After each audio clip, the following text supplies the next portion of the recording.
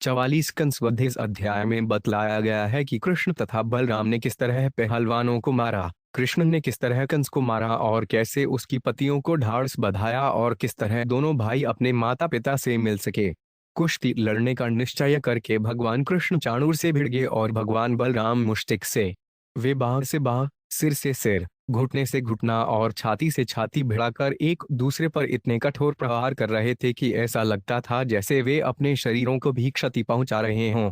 अखाड़े में उपस्थित क्रिया इस भयंकर कुश्ती को देखकर राजा की तथा सारी सभा के सदस्यों की भर्त्सना यह कहकर करने लगी, सामान्य दर्शकों को कभी भी ऐसी कुश्ती प्रतियोगिता की अनुमति नहीं देनी चाहिए थी जिसमें वज्र जैसे देहधारी बड़े बड़े पहलवान ऐसे सुकुमार बालकों से जो युवावस्था में अभी पधर रहे हों, लड़ने जा रहे हों। किसी भी बुद्धिमान मनुष्य को ऐसी किसी सभा में प्रवेश नहीं करना चाहिए जहां उसे अन्याय होता दिखाई दे। चूंकि वसुदेव तथा देवकी को कृष्ण तथा बलराम की शक्ति का पूरा पूरा पता न था, अतः जब उन्होंने स्त्रियों को इस तरह बातें करते सुना तो वे अत्यंत दुखी हो उठे। तब श्री कृष्ण ने चाणूर की बाहें पकड़कर कई बार घुमाकर जमीन पर पटक दिया जिससे वह मर गया। मुष्टिक का भी ऐसा ही अंत हुआ। वह भगवान बलराम की हथेली की जोरदार चोट खाकर रक्त जमन करता हुआ पृथ्वी पर गिरकर मर गया। तत्पश्चात कूट, शल तथा तोशल नामक पहलवान आगे बढ़े किंतु कृष्ण तथा बलराम ने मुखों तथा पांवों से उन सब का वध कर दिया। जो पहलवान बच्चे रहे वे अपनी जान बचाकर भाग निकले। कंस के अतिरिक्त वहां उपस्थित सबों ने कृष्ण तथा बलराम की जय जयकार की।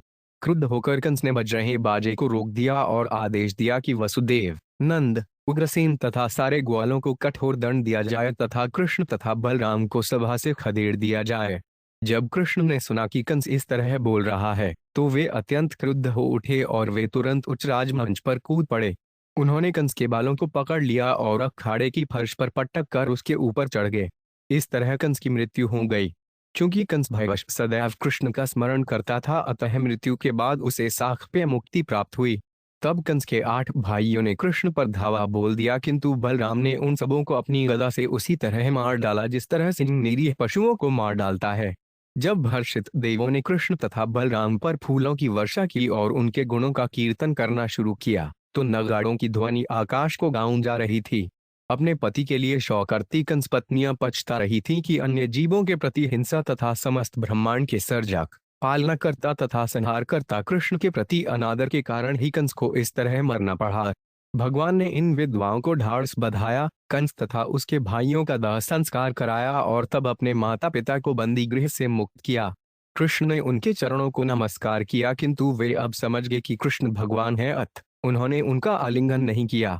श्री शुक उवाच एवं चर्चित षड्जूलपो भगवान मधुसूदन आसादात्र चणुरन्मृच्छित कम रोहिणी सुतः। 1 शुकदेव गोस्वामी ने कहा, इस तरह संबोधित किए जाने पर कृष्ण ने इस चुनौती को स्वीकार करने का मन बना लिया। उन्होंने चाणूर को और भगवान बलराम ने मुक्तिक को अपना प्रतिद्वंदी चुना। हस्ताभ्या हस्तयोरध्वापद्भ्यामेव चर्पाद्यो विचकर्षतुरयोनियान प्रसह विजिगीष्या। 2 एक दूसरे के हाथों को पकड़कर और एक दूसरे के पांवों को फंसाकर ये प्रतिद्वंदी विजय की अभिलाषा से बलपूर्वक संघर्ष करने लगे। अरली द्वे अर्लेभ्या जानुभ्या चैव जानुनी शिरः शीष्णोरिसोरस्तावन्योयम हिजपस्नतु। 3 वे एक दूसरे से मुट्ठियों से मुट्ठियां, घुटनों से घुटने, सिर से सिर तथा छाती से छाती भिड़ाकर प्रहार करने लगे। तात्पर्य, इस श्लोक में आया हुआ अर्तनी शब्द कुहनी तथा मुट्ठी दोनों का सूचक हो सकता है। इस तरह शायद कुहनियों से भी प्रहार किया गया जैसा कि आज विविध सैन्य कलाओं में देखा जाता है। परिभ्रामण विषय परिरंभाव पातनय उत्सर्पणापसर्पण श्वायोनियान प्रतिरुंधताम। 4 प्रत्येक कोयती लड़ने वाला अपने विपक्षी को खींचकर चक्र लगवाता, धके देकर उसे नीचे गिरा देता, पटक देता और उसके आगे तथा पीछे दौड़ता। तात्पर्य, श्रील श्रीधर स्वामी बतलाते हैं कि परिरंभ शब्द सूचित करता है प्रतिपक्षी को बाहुओं के बीच में पकड़कर मसल देना। उत्थापनैरुनयनाश्वालनः स्थापनैरपि परस्परंजिगीषन्ता व प्रकृतोरात्मन। 5 एक दूसरे को बलपूर्वक उठाकर, ले जाकर, धकेलकर तथा पकड़कर कुश्ती लड़ने वाले विजय की महती आकांक्षा से अपने शरीरों को भी चोट पहुंचा बैठते। तात्पर्य, श्रील जीव गोस्वामी बतलाते हैं कि यद्यपि कृष्ण तथा बलराम ने निश्चय ही अपने शरीरों को चोट नहीं आने दी किंतु चाणूर, मुष्टिक तथा अन्य संसारी लोगों को उन्हें चोट लगती दिख रही थी। दूसरे शब्दों में दोनों ही भाई कुश्ती की लीला में मग्न थे। तदलाब्लवद्युद्धम समेटा सर्वयोषित उच्च परस्परन राजन सानुकंपावरूथशय। 6 है राजन, वहां पर उपस्थित सारी स्त्रियों ने बलवान तथा निर्बल के बीच होने वाली इस अनुचित लड़ाई पर विचार करते हुए दया के कारण अत्यधिक चिंता का अनुभव किया। वे अखाड़े के चारों ओर झुंड की झुंड एकत्र हो गई और परस्पर इस तरह बातें करने लगी। महान्यान बता धर्म इपा राजसभासदाम ये बलाबलवदुध्वन राजो इन विछंति पेयतः। 7 स्त्रियों ने कहा, हाय, इस राजसभा के सदस्य यह कितना बड़ा अधर्म कर रहे हैं। जिस तरह राजा बलवान तथा निर्बल के मध्य इस युद्ध को देख रहा है, वे भी उसी तरह इसे देखना चाहते हैं। तात्पर्य, स्त्रियां जो भाव व्यक्त कर रही हैं वह यह है कि यदि राजा किसी कारणवश ऐसी अन्यायपूर्ण प्रतियोगिता को देखना चाहता था, परंतु इस सभा के सम्मानित सदस्य उसे क्यों देखना चाह रहे हैं, ये भाव स्वाभाविक हैं। आज भी किसी सार्वजनिक स्थान में जब हम किसी हृष्टपुष्ट लंबे चौड़े व्यक्ति को किसी दुर्बल छोटे से व्यक्ति से लड़ते देखते हैं तो वितृष्णा उत्पन्न होती है। विशेष रूप से दयालु सख्तरियां ऐसी अनीतिपूर्ण हिंसा से तिलमिला उठती हैं। क्व सार सर्वाड्रो मल्लो शैलेंद्र सन्निभौ क्व चाति सुकुमाराडो किशो से नापतयवनो। 8 कहाँ ये वज्ञ जैसे पुष्ट अंगों वाले तथा शक्तिशाली पर्वतों जैसे शरीर वाले दोनों पेशेवर पहलवान, और कहाँ ये सुकुमार अंगों वाले किशोर अल्पवयस्क बालक। धर्म व्यतिक्रमो हास्य समाजस्य श्रीवान भवेत यत्रा धर्म समुन्ति प्रेंस थेवन तत्र खिंचित। 9 इस सभा में धर्म का निश्चय ही अतिक्रमण हो चुका है। जहां अधर्म पल रहा हो उस स्थान में एक पल भी नहीं रुकना चाहिए। न सभा प्रविशेत प्राज सभ्य दोषानुस्मरण अभुवन विद्भुवन अज्ञोनर किल विस्मयनुते। 10 बुद्धिमान व्यक्ति को चाहिए कि यदि वह जान ले कि किसी सभा के सभासद अनुचित कार्य कर रहे हैं तो वह उस सभा में प्रवेश न करे, और यदि ऐसी सभा में प्रवेश कर लेने पर वह सत्य भाषण करने से चूक जाता है या मिथ्या भाषण करता है या अज्ञानता की दुहाई देता है तो वे निश्चित ही पाप का भागी बनता है। वल्गतः शत्रुंभितः कृष्णस्थवदनाम्बुजम विशताश्रमवारयुक्तां पद्मकोशमिवाम्बुभि। 19 अपने शत्रु के चारों ओर उछलते कूदते कृष्ण के कमलमुख को तो जरा देखो। भीषण लड़ाई लड़ने से आए हुए पसीने की बूंदों से ढका यह मुखों से आच्छादित कमल जैसा लग रहा है कि न पश्यत रामस्य मुखमाताग्रलोचनम मुट्टिकम प्रति सामर्ष्यासंरम्भशोभितम। 12 क्या तुम भगवान बलराम के मुख को नहीं देख रही हो जो मुक्ति के प्रति उनके क्रोध के कारण तांबे जैसी लाल लाल आंखों से युक्त है और जिसकी शोभा उनकी हंसी तथा युद्ध में उनकी तलीनता के कारण बढ़ी हुई है। पुण्यावत जब वो यद्यनुलिट गुड है पुराण पुरुषो वन चित्रमाल्यु गा पालयन से हब्बल पुण्यश्रवेणु विक्रीद्यागति गिरित्रमार्चिताजमशी। 13 ब्रज के भूमिखंड कितने पवित्र हैं जहां आदि भगवान मनुष्य के वेश में विचरण करते हुए अनेक लीलाएं करते हैं, जो नाना प्रकार की वनमालाओं से अद्भुत ढंग से विभूषित हैं एवं जिनके चरण शिव जी तथा देवी रमा द्वारा पूजित हैं। वे बलराम के साथ गौब्य चराते हुए अपनी छंशी बजाते हैं। तात्पर्य, इस श्लोक में दर्शकों में से भक्त महिलाएं मथुरा तथा वृंदावन के अंतर को इंगित कर रही हैं। वे यह बताना चाह रही हैं कि वृंदावन में कृष्ण अपनी सखियों तथा मित्रों के साथ केवल आनंद लूटते हैं, जबकि यहाँ मथुरा में उन्हें पेशेवर पहलवानों के साथ भिड़ाकर सताया जा रहा है। इस तरह ये स्त्रियां मथुरा नगरी की भर्त्सना कर रही हैं क्योंकि अनैतिक कुश्ती प्रतियोगिता में कृष्ण को देखकर उन्हें पीड़ा हो रही है। निसंदेह मथुरा भी भगवान के नित्य धामों में से एक है, किंतु इस सभा में क्रिया अपना प्रेम आलोचनात्मक मनोभावों में अभिव्यक्त कर रही हैं। गोप्यस्तप किम चरयद मुष्यरूप लावण्य सारमस्मोर्ध्वम नयसिधम हश भी पिबंती अनुस्वाभिन्वान दुरात्मे कांतधाम यशस श्री ऐश्वर्यस्त। 14 आखिर गोपियों ने कौन सी तपस्याएं की होंगी। वे निरंतर अपनी आंखों से कृष्ण के उस रूप का अमृत पान करती हैं जो लावण्य का सार है और जिसकी न तो बराबरी हो सकती है न ही जिससे बढ़कर और कुछ है। वही लावण्य सौंदर्य यश तथा ऐश्वर्य का एकमात्र धाम है। यह स्वयं सिद्ध नित्य नवीन तथा अत्यंत दुर्लभ है। तात्पर्य, इस श्लोक के शब्दार्थ तथा भावार्थ श्रील प्रभुपाद कृत श्री चैतन्य चरितामृत आदि 4.156 से लिए गए हैं। या दोहनेन वहन ने मथनोप्लेप प्रेडेडनार भर्दिटोक्षण मार्जनादौर गायंती चैन मनुरक तथियो 5 श्रुकंठ्यो धैया व ब्रजस्त्रीय उरुक्रम चित्रयाना। 175 ब्रज की स्त्रियां परम भाग्यशाली हैं क्योंकि कृष्ण के प्रति पूर्णतया अनुरक्त चित्तों से तथा अश्रुओं से सदैव वृद्ध कंठों से वे गौवें दुहते, अनाज कूटते, मक्खन मत्ते, ईंधन के लिए गोबर एकत्र करते, झूलों पर झूलते, अपने रोते बालकों की देखरेख करते, फर्श पर जल छिड़कते, अपने घरों को बुहारते इत्यादि के समय निरंतर उनके गुणों का गान करती हैं। अपनी उत्कृष्ट चेतना के कारण वे समस्त वांछित वस्तुएं स्वतः प्राप्त कर लेती हैं। प्रातर्भ जादू तौजत आविष्टश्च साय गोभ्य समकोण्यतो 5 से निशम्य वेणुम निर्गम्य तूर्णमबला पश्चि भूरे पुण्या पशंति सस्मित मुखं सद्यावलोकम। 16 प्रातः काल कृष्ण को अपनी गौओं के साथ ब्रज से बाहर जाते या संध्या समय उनके साथ लौटते हुए और अपनी बांसुरी को बजाते हुए जब गोपियां सुनती हैं, तो उन्हें देखने के लिए वे अपने अपने घरों से तुरंत बाहर निकल आती हैं। मार्ग पर चलते समय उन पर दयापूर्ण दृष्टि डालते हुए उनके हंसी से पूर्ण मुख को देखने में सक्षम होने के लिए उन सबों ने अवश्य ही अनेक पुण्य कर्म किए होंगे।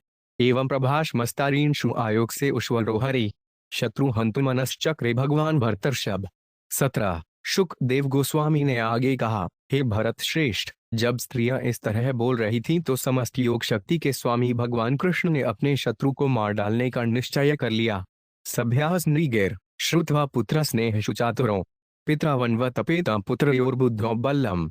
18 दोनों भगवानों पर स्नेह होने के कारण उनके माता पिता देवकी तथा वसुदेव ने जब स्त्रियों के भयपूर्ण वचन सुनने तो वे शौक से विह्वल हो उठे। वे अपने पुत्रों के बल को न जानने के कारण संतप्त हो गए। तात्पर्य, इस परिस्थिति में स्वाभाविक था, कृष्ण के माता पिता द्वारा यह सोच रहे थे कि हमने अपने पुत्रों को घर में क्यों नहीं रखा, हमने उन्हें इस भ्रष्ट प्रदर्शन में भाग लेने की अनुमति क्यों दी। पश्चाताप करने लगे। तैस्तैर्नि युद्ध विधि विविधैरच्युत्तेत्रो युद्धाते यथान्योन्यान् तथैव बलमुष्टिकौन्। 19 भगवान बलराम तथा मुक्तिक ने मल्ल युद्ध की अनेक शैलियों का कुशलतापूर्वक प्रदर्शन करते हुए एक दूसरे से उसी तरह युद्ध किया जिस तरह कृष्ण तथा उनके प्रतिपक्षी ने किया। भगवद्गात्र निष्पातैर्वज्निष्पेश निश्लरय चाणूरो भजमानाड़ो मुहुर्ग्लानिम वापः। 20 भगवान के अंगों से होने वाले कठोर वार चाणूर पर वज्रपात से हृष लग रहे थे, जिससे उसके शरीर का अंग प्रत्यंग चूर हो रहे थे और उसे अधिकाधिक पीड़ा तथा थकान उत्पन्न हो रही थी। तात्पर्य, चाणूर की कुहनियां, भुजाएं, घुटने तथा अन्य भाग निर्बल होते जा रहे थे। स एन वेग उत्पत्ति मुष्टिकृत्य कराव भौम भगवतां वासुदेवम क्रुद्धो वक्षस्थत्राधत। 29 क्रुद्ध चाणूर ने बाज की गति से भगवान वासुदेव पर आक्रमण किया और उनकी छाती पर अपनी दोनों मुट्ठियों घूंसों से प्रहार किया। तात्पर्य, ऐसा लगता है कि अपने को पराजित हुआ समझकर चापणूर क्रुद्ध हो उठा और भगवान कृष्ण को हराने के लिए उसने अंतिम प्रयास किया। उस असुर में अच्छे योद्धा का उत्साह तो था, किंतु उसके द्वारा यदि वह विजय की आशा कर रहा था तो वे निश्चय ही गलत स्थान पर, गलत समय पर तथा गलत व्यक्ति से ऐसी आशा करता था। न चलत प्रहारेण मालाह तिवद्वीप बाहुर्निरिहा चाणूरं बाहुशुभ्राम्य नहरी। 22 भूपूछे पोध्यामास्तर साक्षीण जीवितम विस्नरस्ता कल्पकेशस्त्रगेन्द्रध्वजिवाप्तत। 23 जिस तरह फूल की माला से मारने से हाथी कुछ भी नहीं होता, उसी तरह असुर के बलशाली वारों से विचलित न होते हुए भगवान कृष्ण ने चाणूर की भुजाओं को पकड़कर कई बार चारों ओर घुमाया और उसे बड़े वेग से पृथ्वी पर पटक दिया। उसके वस्त्र, केश तथा माला बिखर गए और वह पहलवान पृथ्वी पर गिरकर मर गया, मानो कोई विशाल उत्सव स्तंभ गिर पड़ा हो। तात्पर्य, श्रील श्रीधर स्वामी ने इंद्रध्वज शब्द की व्याख्या इस प्रकार की है, एक विशेष उत्सव पर बंगाल में आदमी के रूप में एक ऊंचा स्तंभ खड़ा करके लोग उसे झंडियों आदि से सजाते हैं। चाणूर उसी तरह गिरा जिस तरह यह स्तंभ गिरा हो। तथैव मुष्टिकः पूर्व स्वमुष्टयाभिहतेन्वै बलभद्वेन बलिनातलेन्नाभिहतो भ्रूशम। 24 प्रवेशतः सरुधिर्मुद्मन्मुक्तुदर्दितः व्यसु पपातोर्व्युपस्थे वाताहत इवाड सगरिप। 27 इसी प्रकार मुक्तिक पर भगवान बलभद्र ने अपने मुकरे से प्रहार किया और उसका बंध कर दिया। बलशाली भगवान बलभद्र के हाथ का करारा थप्पड़ खाकर वे असुर भारी पीड़ा से कांपने लगा और रक्त वमन करने लगा। तत्पश्चात निष्प्राण होकर जमीन पर उसी तरह गिर पड़ा जिस तरह हवा के झोंके से कोई वृक्ष धाराशायी होता है। ततः कूटमनु प्राप्तं राम प्रवृत्तं बरः अवधिलीलया राजन प्रावज्ञन व मुष्टिना। 26 इसके बाद कूट नामक पहलवान से योद्धाओं में श्रेष्ठ बलराम का सामना हुआ, जिसे हे राजन उन्होंने अपनी बाई मुद्ठी से खेल खेल में यूं ही मार डाला। तहुं वह शलह कृष्ण प्रपदाहत शीर्षक्य द्विधा विदीर्णस्तोश्लक उभाव पिनिपेतु। 27 तत्पश्चात कृष्ण ने अपने पांव के अंगूठों से शल पहलवान के सिर पर प्रहार करके उसे दो फाड़ कर दिया। भगवान ने तो शल के साथ भी इसी तरह किया और वे दोनों मल्ल धाराशायी हो गए। चाणूर मुट्टे के कूटे शले तोशला के हते शेषा प्रदुगोर्मला सर्वे प्राण प्रीप्सव। 28 चाणूर, मुप्तिक, कोट, शल तथा तोशल के मारे जाने के बाद बचे हुए पहलवान अपनी जान बचाकर भाग लिए। गोपान्वयस्यानाकृष्यत संसृज विजय ऋतु वाद्ममानेषु तुरेश वल्गंत और दूतनूपुरा। 29 तब कृष्ण तथा बलराम ने अपने समवयस्क बाल बाल सखाओं को अपने पास बुलाया और उनके साथ दोनों भगवानों ने खूब नाच किया और खेला। उनके घुंघरू वाद्य यंत्रों की भांति ध्वनि करने लगे। तात्पर्य, आजकल हम देखते हैं कि मुक्केबाजी प्रतियोगिता में ज्यों ही विजय की घोषणा की जाती है, विजयी मुक्केबाज के सभी मित्र तथा संबंधी उसे बधाई देने के लिए उसके पास दौड़े आते हैं और प्राय विजयी व्यक्ति परम हर्ष से नाचने लगता है। ठीक ऐसे ही कृष्ण तथा बलराम अपनी विजय मनाते हुए अपने मित्रों तथा संबंधियों के साथ मिलकर खूब नाचे। जना प्रजयशु सर्वे कर्म रामकृष्णयो ऋते कंस विप्रमुख्या साधव साधु साध्विति। 30 कंस के अतिरिक्त सभी व्यक्तियों ने कृष्ण तथा बलराम द्वारा संपन्न इस अद्भुत कृत्य पर हर्ष प्रकट किया। प्रिज्य ब्राह्मणों तथा महान संत पुरुषों ने बहुत अच्छा कहा। तात्पर्य, ऐसा लगता है कि जब पूजे ब्राह्मण तथा संत पुरुष बहुत अच्छा कह रहे थे तो ब्राह्मणों में अधम कंस के पुरोहित भारी मन से शौक बना रहे थे। हतेषु मलवरेषु विद्गवतेषु च भोजरादट्टु भारत स्वतुर्यानि वाक्यांचेदमवाच। 31 जब भोजराज ने देखा कि उसके सर्वश्रेष्ठ पहलवान या तो मारे जा चुके हैं अथवा भाग गए हैं, तो उसने वाद्य यंत्रों को बजाना रुकवा दिया जो मूलतः उसके मनोविनोद के लिए बजाए जा रहे थे, और इस प्रकार के शब्द कहे। निसारे दुर्वतो वसुदेवात्मजो पुरात धन भरत गोपानानंदवनबद्ध नीत दुर्मीतिम। 32 कंस ने कहा, वसुदेव के दोनों दुष्ट पुत्रों को नगरी से बाहर निकाल दो, ग्वालों की संपत्ति छीन लो और उस मूर्ख नंद को बंदी बना लो। वसुदेवस्तु दुर्भेदाहन्यतामाश्रसत्तम उप्रसेन पिता चापैसानुग परपक्षग। 33 उस अत्यंत दुष्ट मूर्ख वसुदेव को मार डालो और मेरे पिता उपग्रसेन को भी उसके अनुयायियों सहित मार डालो, क्योंकि उन सब ने हमारे शत्रुओं का पक्ष लिया है। एवं विकथमाने वेकन से प्रकुपितो 5 व्यय लघिम्नोत्पत्ति तरसा मजर मुतुर्मारहत। 34 जब कंस इस तरह दंभ से गरज रहा था तो अच्युत भगवान कृष्ण अत्यंत क्रुद्ध होकर तेजी के साथ सरलता से उछलकर ऊंचे राजमंच पर जा पहुंचे। तमाविशन तमालोक्य मृत्युमात्मन आस्नातु मनस्वी सहसोथधाय जगृहे सोड से चर्मणि। 35 भगवान कृष्ण को साक्षात मृत्यु के समान आते देखकर प्रखर बुद्धि वाला कंस तुरंत अपने आसन से उठ खड़ा हुआ और उसने अपनी तलवार तथा ढाल उठा ली। खड्गपायणी विचरंत माशुयेन यथा दक्षिण सव्यमंबरे समग्र ही हुर्विशोग्रतेजा यथोर्गंताश्च सुतः प्रसह्या। 36 हाथ में तलवार लिए कंस तेजी से एक ओर से दूसरी ओर भाग रहा था जिस तरह आकाश में बाज हो, किंतु दुस्सह भयानक शक्ति वाले भगवान कृष्ण ने उस असुर को बलपूर्वक उसी तरह पकड़ लिया जिस तरह ताश पुत्र गरुड़ किसी सांप को पकड़ लेता है। प्रगु के शिशु चलत किरीताम निपाते रडो पृथुर्मझात तस्थो पृष्ठात स्वयं अब्जनाभय पपात विश्वाश्रय आत्मतंत्र। 37 कंस के बालों को पकड़कर तथा उसके मुकुट को ठोककर मारते हुए कमलनाथ भगवान ने उसे ऊंचे मंच से अखाड़े के फर्श पर फेंक दिया। तत्पश्चात समस्त ब्रह्मांड के आश्रय स्वतंत्र भगवान उस राजा के ऊपर कूद पड़े। तात्पर्य, श्रील प्रभुपाद ने भगवान कृष्ण में कंस की मृत्यु का वर्णन इस प्रकार दिया है। कृष्ण ने तुरंत अपना सीना तान लिया और बारंबार उस पर प्रहार करने लगे। उनके घूंसे के प्रहारों से ही कंस के प्राण छूट गए। तत्संपरितां विचकर्ष भूमोहर्यते भवन जगतु विपश्यतः हाहेति शब्द है सुमहांस्तदा भूदुद्दीरितः सर्वज्ञानरेंद्र।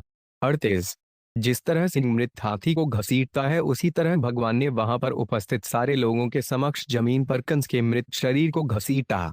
हे राजनु, अखाड़े के सारे लोग तुमुल स्वर में हाय हाय चिल्ला उठे। तात्पर्य, श्रील विश्वनाथ चक्रवर्ती बतलाते हैं कि दर्शकों में से अनेक लोगों ने सोचा कि उच्च मंच से फेंके जाने से कंस केवल मूर्छित हुआ है, इसलिए भगवान कृष्ण उसके शव को घसीटने लगे जिससे सारे लोग जान लें कि वह दुष्ट राजा मर चुका है। इस तरह हाय संबोधन सूचित करता है कि लोग कितने चकित थे कि राजा सहसा मर गया है। दर्शकों के आश्चर्य का उल्लेख विष्णु पुराण में भी मिलता है। कोहाकृतां सर्वभासीत तद्रमंडलम अवज्ञा हवे हड्ढा कृष्णेन मधुरेश्वरम। जब लोगों ने देखा कि कृष्ण द्वारा मथुरापति अवज्ञापूर्वक मार डाला गया है तो सारा अखाड़ा आश्चर्य की चीत्कार से भर गया। सनिति दोद्विग्नधिया तमीश्वर अनपि बर्नदन व विचरन स्वपंशन। ददर्श चक्रायुधमग्रतो यत्स्तदेव रूप दुर्वापमाप। 39। कंस इस विचार से सदैव विचलित रहता था कि भगवान द्वारा उसका वध होने वाला है, अतः वे खाते पीते चलते सोते यहाँ तक कि सांस लेते समय भी भगवान को अपने समक्ष हाथ में चक्र धारण किए देखा करता था। इस तरह कंस ने भगवान जैसा रूप सारूप्य प्राप्त करने का दुर्लभ वर प्राप्त किया। तात्पर्य: यद्यपि कंस द्वारा भगवान का निरंतर ध्यान भय से उत्पन्न था, किंतु इससे उसके सारे अपराध निर्मूल हो चुके थे। अतः भगवान के हाथों से मृत्यु होने के कारण उस असुर को मोक्ष प्राप्त हुआ। तस्यानुजा भ्रातरो 5 टॉकड्यग्रोध का दय अभ्यधावजनति क्रुधा भ्रातुर्निर्वेश कारण। 40। तत्पश्चात कंक यग्रोधक इत्यादि कंस के 8 भाइयों ने क्रोध में आकर अपने भाई का बदला लेने के लिए उन दोनों भगवानों पर आक्रमण कर दिया तथा तिर्भसांस्तांस्तु संयतान रोहिणी सुत अहन परिगमुदम्य पशुनिवमृगादिप। 41। जो ही आक्रमण करने के लिए तैयार होकर वे सभी उन दोनों भगवानों की ओर तेजी से दौड़े तो रोहिणी पुत्र ने पनी गदा से उन सबों को उसी तरह मार डाला जिस तरह सिंह अन्य पशुओं को आसानी से मार डालता है। निदुर्दुन्दुभ्यो व्योमनि बर्होषाद्या विभूताय पुष्प किरणतस्ताउन प्रीता शशुनसुरनन ऋतु स्त्रिय। 42। जिस समय ब्रह्मा शिव तथा भगवान के अंशरूप अन्य देवताओं ने हर्षित होकर उन पर फूलों की वर्षा की, उस समय आकाश में दुंदुभियां बज उठीं। वे सभी उनका यश गान करने लगे और उनकी पत्नियां नाचने लगीं। तेषा स्त्रियो महाराज सुहन्मुरन दुखिता तत्राभियुर्विनिष्णन्त्य शीर्षाण यशोवलोचना। 43। है राजनो, कंस तथा उसके भाइयों की पत्नियां अपने अपने शुभचिंतक पतियों की मृत्यु से शोकाकुल होकर अपने सिर पीटती हुई तथा आंखों में आंसू भरे वहां पर आईं। शयानान्वीर शयाय पति नालिड्य शोचती विलेपु सुस्वरन नार्यों विसृजन्त्य मुहुः शुत्च। 44। वीरों की मृत्यु शया पर लेटे अपने पतियों का आलिंगन करते हुए शोकमग्न स्त्रियां आंखों से निरंतर अश्रु गिराती हुई जोर जोर से विलाप करने लगीं। हा नाथ प्रिय धर्मज्ञ करुणानाशत्रत्सल त्वया हत्येन निहता बयते सगृह प्रजा। 47। स्त्रियां विलाप करने लगीं, हाय हे नाथ, हे प्रिय, हे धर्मज्ञ, हे आश्रयहीनों के दयालु रक्षक, तुम्हारा वध हो जाने से हम भी तुम्हारे घर तथा संतानों समेत मारी जा चुकी हैं। त्वया विरहिता पत्या पुरीय पुरुषार्षभ न शोभते वमृव निवृत्तोत्सव मंडला। 46। हे पुरुषों में श्रेष्ठ वीर, यह नगरी अपने स्वामी तुमसे बिछुड़कर अपना सौंदर्य उसी प्रकार खो चुकी है जिस तरह हम खो चुकी हैं, और इसके भीतर के सारे हर्षोल्लास तथा सौभाग्य का अंत हो चुका है। अनाग सात्वान भूतान आकृतवान द्रोह मूलबणम तेनेमा भो दर्शानी तो भूतक्षुको लभेतुषम। 47। हे प्रिय, तुम्हारी यह दशा इसीलिए हुई है क्योंकि तुमने निर्दोष प्राणियों के प्रति घोर हिंसा की है। भला दूसरों को क्षति पहुंचाने वाला कैसे सुख पा सकता है? तात्पर्य: अपनी भावपूर्ण व्यथा व्यक्त करने के पश्चात स्त्रियां अब व्यावहारिक बुद्धिमत्ता की बात करने लगती हैं। अब वे सभी वस्तुओं को वास्तविकता से देखने लगी हैं क्योंकि उनके मन हाल की घटनाओं के दुख से और भगवान की संगति से शुद्ध हो गए थे। सर्वेधा में भूतान हमेश ही प्रभाप्य गुप्ता च तद्बुद्ध्यायि न क्वचित सुख में शत्ते। 48। भगवान कृष्ण इस जगत में सारे जीवों को प्रकट करते हैं और उनका संहार करने वाले हैं, साथ ही वे उनके पालनकर्ता भी हैं। जो उनका अनादर करता है वह कभी भी सुखपूर्वक फल फूल नहीं सकता। श्री शुक उवाच राज्योषित आश्वास्य भगव अलोक भावन यामाहुलौकिकी संस्था हत्तान आसमकारयत। 49। शुकदेव गोस्वामी ने कहा, रानियों को सांत्वना देने के बाद समस्त जगतों के पालनकर्ता भगवान कृष्ण ने नियत दाह संस्कार संपन्न किए जाने की व्यवस्था की। मातर पितर चैव मोचितवाथ बंदनात् कृष्ण राम अविवंदाते शीर्षस परिषेक पाद्यो। 50। तत्पश्चात कृष्ण तथा बलराम ने अपने माता पिता को बंधन से छुड़ाया और अपने सिर से उनके पैरों को छूकर उन्हें नमस्कार किया। देवकी वसुदेवश्च विज्ञाय जगदीश्वरो कृतसंवंदनो पुत्रौसस्व जाते नशद भितो 51। अब कृष्ण तथा बलराम को ब्रह्मांड के विभुओं के रूप में जानकर देवकी तथा वसुदेव केवल हाथ जोड़े खड़े रहे। शंकित होने के कारण उन्होंने अपने पुत्रों का आलिंगन नहीं किया। इस प्रकार श्रीमद् भागवत के 10वें स्कंद के अंतर्गत कंसवध नामक 44वें अध्याय के श्री श्रीमद् ऐसी भक्त वेदांत स्वामी प्रथुपाद के विनीत सेवकों द्वारा रचित तात्पर्य पूर्ण हुए।